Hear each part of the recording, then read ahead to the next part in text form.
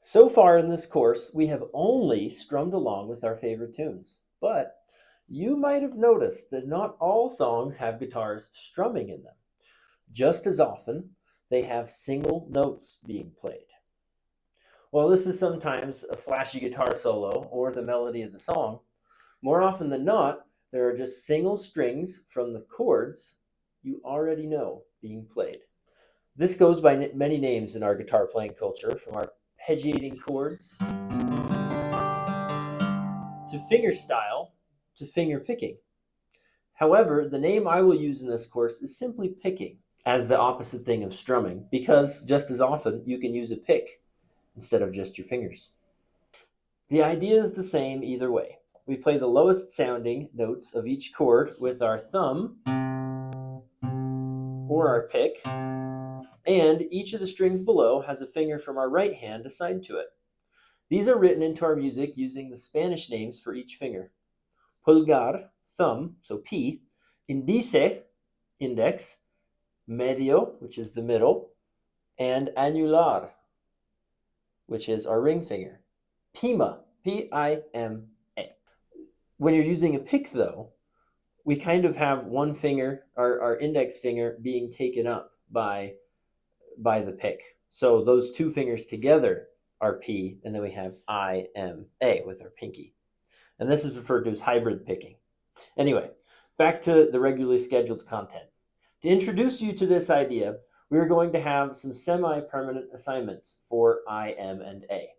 I will always be in charge of the third string, G. M will always be in charge of playing the second string, B. And A will always be in charge of playing the little E. Please go back and watch the How to Tune video for more info if that doesn't make sense. Now let me demonstrate what that would look like with a pick really fast. So we've got P on the lower string, let's say it's a C chord, and then we have I, which would be our middle finger if you're using the pick, and then M, and then A. All right, as far as form goes, I like to keep my right hand very cupped and relaxed, with my fingers closer together than one might think. When using our fingers here, it's important that the movement stays in the fingers, like past the first joint, almost like your hand is closing around something, like a stress ball or a door handle, like this. Check it out. Let me do that again. If I'm doing all those strings at the same time. Now, if I've just got one finger going at a time, you'll notice that I really don't move my fingers very much. My hand stays very relaxed. All right, last bit of info before we move on. Our thumb or pick will move strings this week depending on what kind of chord we're playing. If we're playing a 4-stringed chord like D or F, major 7, our thumb will be on the D string or a pick. You get the idea. If we're playing a 5-string chord like C, A minor, or C add 9, our thumb goes to the 5th string, A.